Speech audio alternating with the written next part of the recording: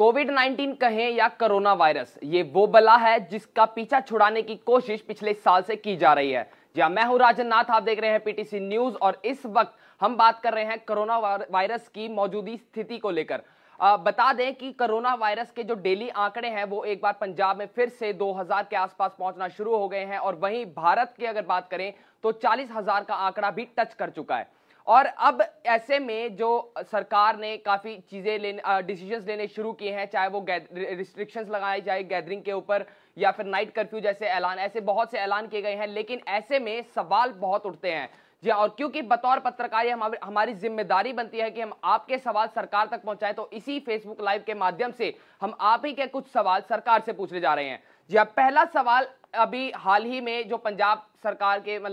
जो मुख्यमंत्री हैं कैप्टन अमरिंदर सिंह, उन्होंने अनाउंस किया कि स्कूल्स और कॉलेजेस समेत सारे एजुकेशनल इंस्टीट्यूशंस 31 मार्च तक के लिए बंद कर दिए जाएं। और वहीं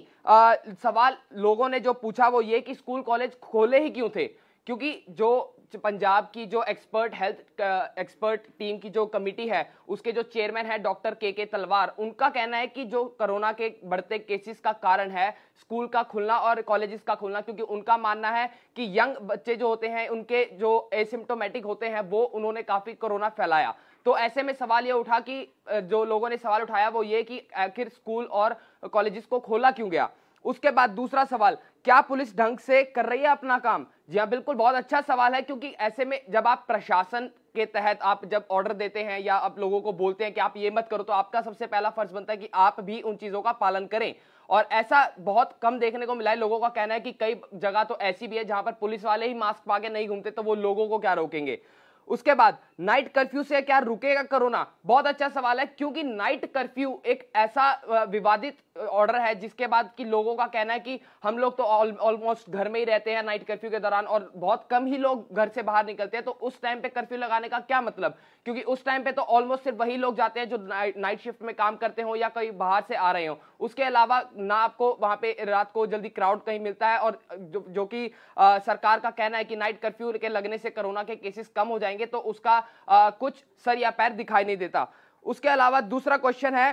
क्या कोरोना सिर्फ उन राज्यों के लिए जहां चुनाव नहीं हो रहे हैं। यह सवाल जो कि आज की डेट में हर एक आम आदमी कर रहा है, क्योंकि ये जो डिसीजन लिया गया था कि कोरोना की गैदरिंग्स को रोक दिया जाए या फिर कोरोना के लिए सोशल डिस्टेंसिंग का फॉलोअप किया जाए, लेकिन ये अगर हम देखें तो जैसे कि अभी वेस्ट बंगाल के चुनाव आने वाले हैं, आसाम के आने वाले हैं, तमिलनाडु के आने वाले हैं, वहीं पॉलिटिकल पार्टीज, इनफैक्ट यहां तक कि प्रधानमंत्री नरेंद्र मोदी खुद वहां पर जाकर रैली कर रहे हैं जहां पर हजारों की तादाद में जनता है, और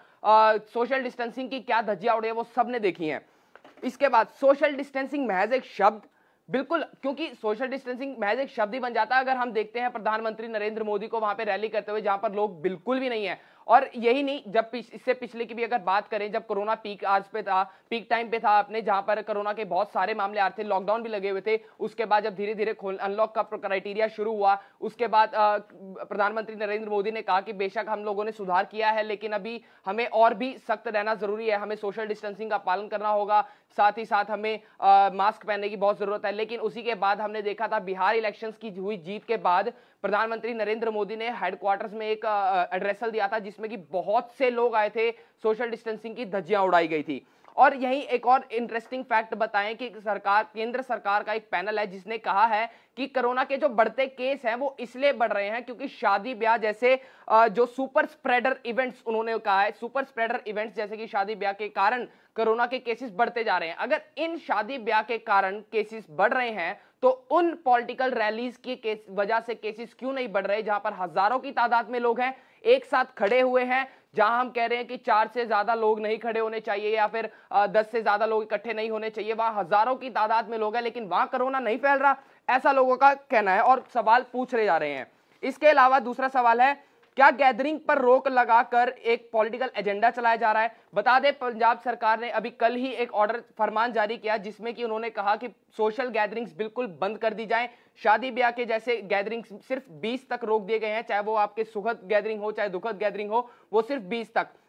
लेकिन इस पर लोगों का कहना है कि हो सकता है कि ये जो पॉलिटिकल रैलीज अभी हो रही थी यहाँ पर, जहां पर लोग अपनी आवाज लोगों तक पहुंचा रहे थे, पॉलिटिकल पार्टीज, ओपोजिशंस, वही आवाजों को दबाने के लिए ये गैदरिंग को रोक लगा दिया गया है। बेशक पंजाब कांग्रेस ने अपने भी रैलीज को पोस्टपोन कर दिया है 30 मार्च तक के 31 मार्च तक के लिए, लेकिन फिर भी ऐसे सवाल उठ रहे हैं। उसके बाद कोरोना की दूसरी वेव, क्या वैक्सीनेशन का प्रचार है? ये सवाल लोग इसलिए पूछ रहे हैं क्योंकि जब भी कोई ऑर्डर आता है, जब भी कोई फरमान जारी होता है, तो हमेशा उसके साथ में यही कहा जाता है कि आप वैक्सीनेशन करवाएं, वैक्सीनेशन करवाएं। लेकिन वैक्सीनेशन के द्वार अभी तक सबके लिए नहीं खोले गए हैं। और दूसरी चीज, जो वैक्सीनेशन की बात आती है तो लोग थोड़ा सा सहम भी जाते हैं, जिसके बाद की कई पॉलिटिकल लीडर्स खुद वैक्सीनेशन लेते हैं, लेकिन अभी भी लोग वही कहते हैं कि अगर आप वैक्सीनेशन के बाद भी केसेस बढ़ रहे हैं तो आप कर क्या रहे हैं। तो ये तमाम सवाल हैं जिसका जवाब जनता सरकार से चाहती है। तो क्या इन सवालों के जवाब सरकार के पास हैं? और आपको क्या लगता है कि क्या ये जो कोरोना को लेकर वापस से एक वेव चालू हुई है, या फिर